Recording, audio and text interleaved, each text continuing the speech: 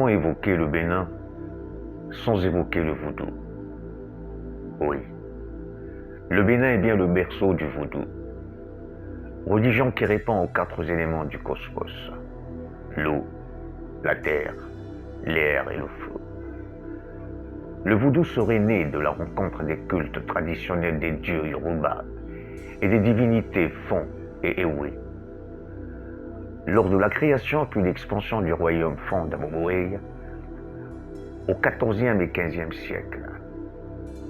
Malheureusement, et pendant longtemps, cette religion, qui n'est plus béninoise ni africaine, mais sud-américaine puisque exportée avec la traite des Noirs outre-Atlantique, s'est confondue à d'autres pratiques.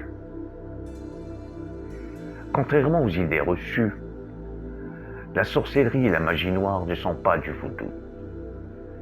Même s'il faut reconnaître que les pratiquants de cette religion sont les mêmes qui appliquent ces pratiques.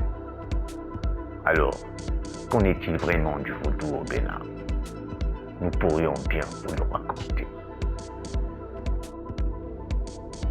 Culte animiste, greffé sur une croyance monothéiste, et selon lequel il vaut mieux s'adresser au Dieu qu'à Dieu.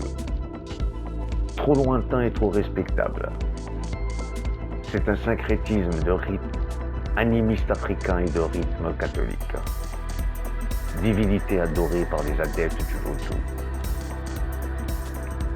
La fête nationale de vaudou est célébrée chaque année le 10 janvier au Bénin, notamment à Ouida, au Grand Popo, sur la plage entre le fleuve Mono et le golfe de Guinée.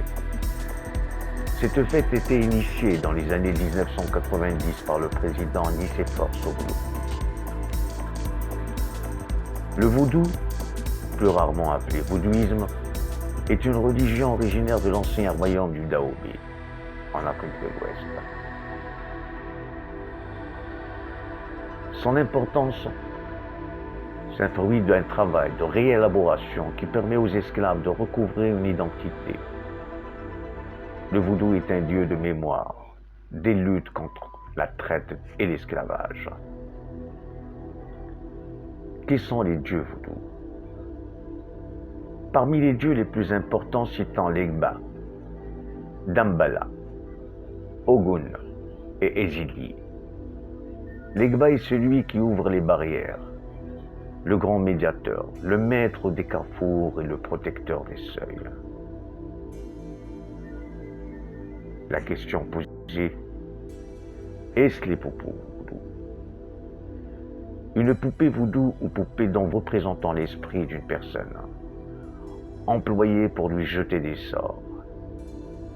Cet objet prétendument magique, devenu un stéréotype de la sorcellerie, est souvent représenté dans la culture populaire.